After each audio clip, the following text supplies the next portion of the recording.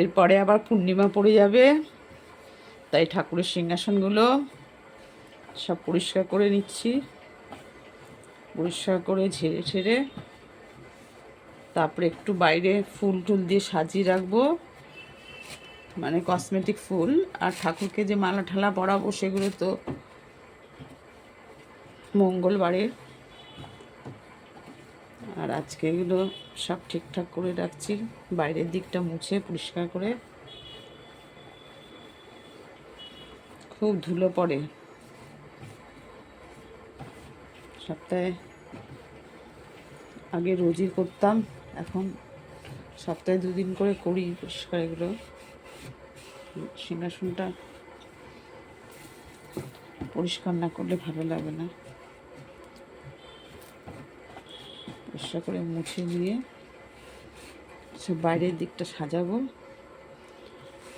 Flower ভাসগুলোতে flower ঠাওয়ার বসিয়ে দেবো, আর ওপরের দিকটা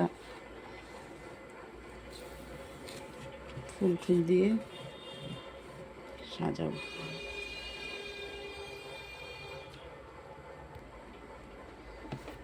চলে এসছি, ওপরটা হয়ে গেছে।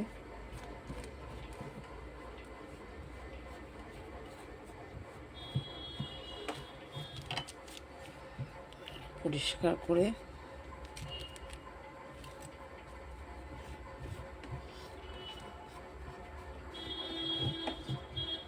কাজ এগিয়ে না রাখলে হবে না, একা হাতে করা তো কাজ, সব এগিয়ে না রাখলে সমস্যা হবে।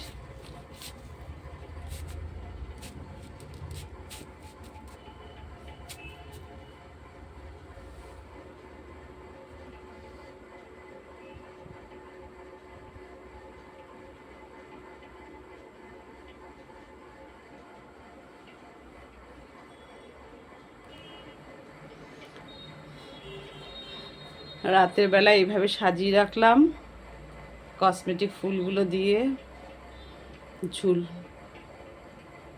সব ফুলগুলো দিয়ে এখন সাজিয়ে রাখলাম।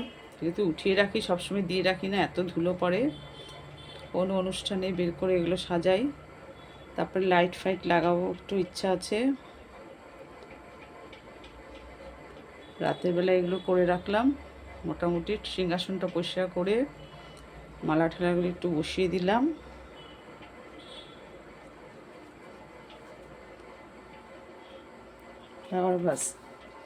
ফ্লাওয়ার ভাসগুলোতে ফ্লাওয়ার দিয়ে দিয়েছি। কালকে তো তারপরে দুধ টুধ দিয়ে স্নান টান করাতে হবে, সেসব তো আছেই। দুধ ঘি টি এসব দিয়ে স্নান করাতে হবে কালকে আবার। তারপরে কিছু টুকিটাকি ভোগের ব্যবস্থা করতে হবে। পূর্ণিমা যেহেতু খিচুড়ি ভোগ ঠোক এবার আর দেবো না। খিচুড়ি ফ্রাইড রাইস এসব করা হতো, এখন আমি এসব করবো না। লুচি সুজি পায়েস ওসবই দেওয়ার ইচ্ছা আছে। আর ফল তো রোজকার থাকেই।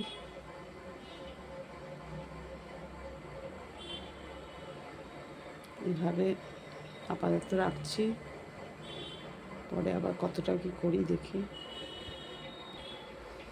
মোটামুটি হয়ে গেছে, হালকাভাবে গোছানো একটু ফুল টুল দিয়ে। এখন ঠাকুর শয়ন দিয়ে দিলাম। আবার আগামীকাল শয়ন থেকে উঠিয়ে প্রথমে তো গোপুসোনাকে বাল্যভোগ দেব, তারপরে তো স্নান টান সব ব্যাপার আছে, এগুলো একটু এখন শয়নে দিয়ে দিয়েছি। বিশ্রাম করুক, বিশ্রাম করে নিই। কালকে আবার অনেক আবির ঠাবির খেলতে হবে, বিশ্রামে দিয়ে দিয়েছি। এখন এই পর্যন্ত রাখছি এখন।